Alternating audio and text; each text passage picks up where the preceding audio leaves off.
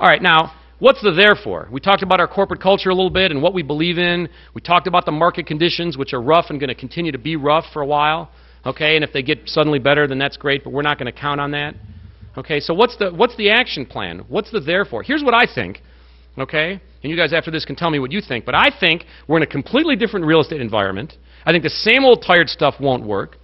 And I think that the biggest loser in this market is what I call straight brokerage, particularly listings. Okay? Straight real estate brokerage. These listings are sitting on the market longer and longer and longer. The foreclosures are everywhere, and the retail listings are not selling. Okay? So if you want to get a listing of some house, the first thing you do is go online and find out what's active.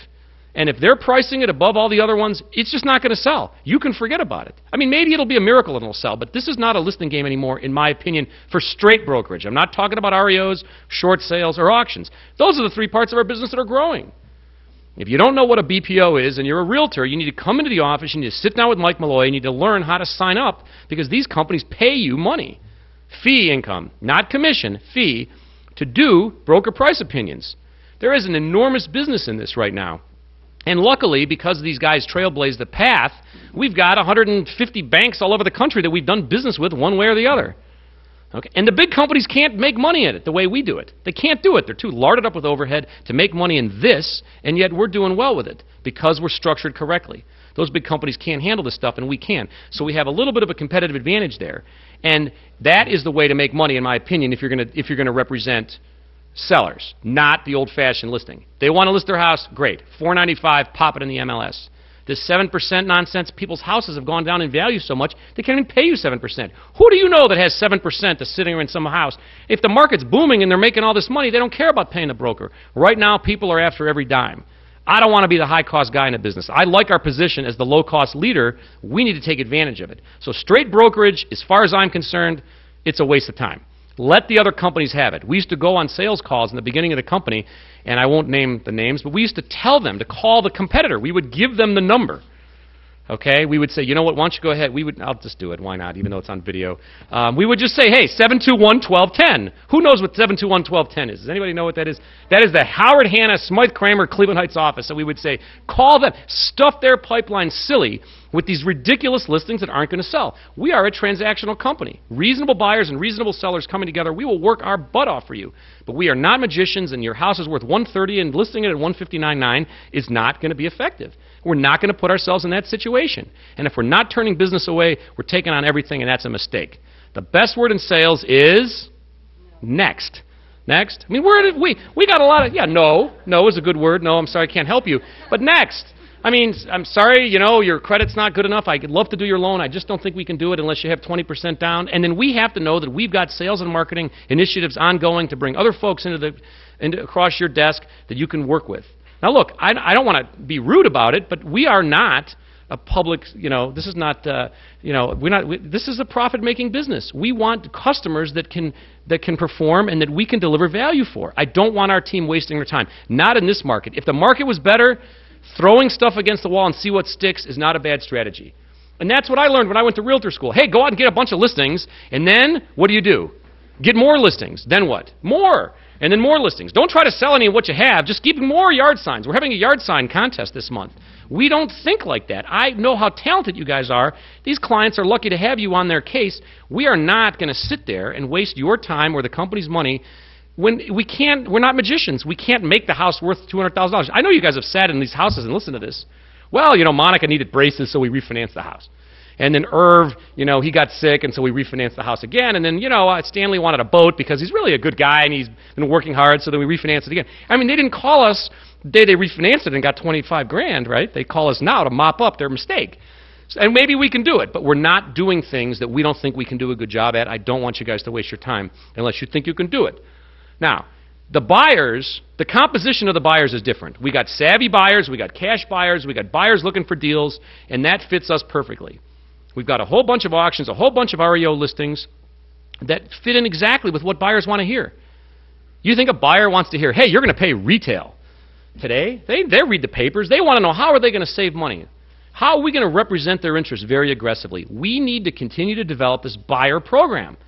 that we really haven't taken advantage of as well as we should have. When I say buyer program, I want to figure out a way for us to pay for the home inspection if that's what it takes to make the client happy. I want to give them a home warranty. I want to give the clients specific and tangible benefits of using our company and using you. I want to compete with these big companies and tell these folks, listen, you want to use them or you want to use us? We're going to put $700 in your pocket because we're going to be representing your interest. You're going to get a home inspection. You're going to get a home warranty. And I want to use our resources to compete and get the buyers. Who wants 10 listings? I'd rather have 10 buyers, right? 10 real buyers that are qualified, that's going to turn into money. So we need to go out and brand our buyer campaign. Instead of running ads in the newspaper, which doesn't work, okay, we need to take those dollars and put them in the hands of the buyers. And that's why you need to come to these auctions and meet these savvy people. Everybody says they don't have any money, but I tell you one thing, how many people come? 10? 15, 20 with bank checks. You cannot bid at the auction if you don't have a bank check for $10,000 or $5,000. Now, I don't know, maybe their credit's not perfect, but listen, you walk in, you roll in with a bank check for 10 grand, it's not the worst thing ever. I mean, that's a guy to go have a coffee with and see what we can do to help this gentleman, right, or this person. So we are doing certain things that give us the ability to compete and succeed in a challenging market, but we got to do a little bit better. We got to think a little bit differently and do it. Okay, now, let me tell you something else that I think that I never really thought before. I think that Realty Corporation of America needs to get bigger. So now I'm going to give you guys a little bit of a job. I think we need to recruit more people. I really do. I mean, we need the dollars coming into the company to reinvest in the business. Never have we recruited somebody to the detriment of anybody in our company. Having more people makes us more money. It gives us more resources, more talent, more skills, more abilities. And there's a lot of cross-referral going on in our business. The REO team is so loaded up with the obligations to our bank clients that they don't have time to represent buyers. And so that REO business has spun off buyer leads that we are taking advantage of. And Sarah's done a good job, and some of the other folks here, Linus, taking advantage of it, which is good. That's what we want. Harry Azzano got Buddy paid on a deal because he did the mortgage. Okay? Mike Sanderson's referred short sales to people and we're making money, and people referring short sales to him, and Andy Morris. This is all synergistic. If we go sell something at Bluestone, Eric's going to get paid and we're going to get paid, and you're going to get paid. So this is the way we've been building the business is in a synergistic way, not in a way to take money away. So, the big companies, you guys know this, you get the calls and the emails. The big companies are trying to recruit you. They know the talent we have here. They know what's going on. They know we're aggressive and scrappy and lean and mean and make money and actually sell stuff.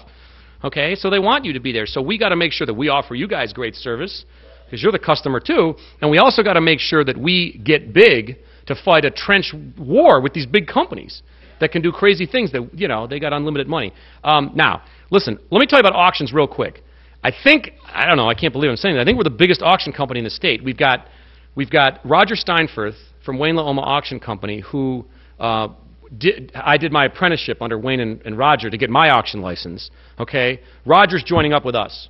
Okay, so he's hanging his realtor license with Realty Corporation of America. We've got the Rosen team, which has been in business since 1917. Okay, it's not bad. Not these guys haven't been doing it personally since 1917. So that's right. You guys look great for 112 years old. Okay, so we got the Rosen team for real estate auctions, which was a tremendous, great thing, and they could have gone with anybody, and yet they chose us.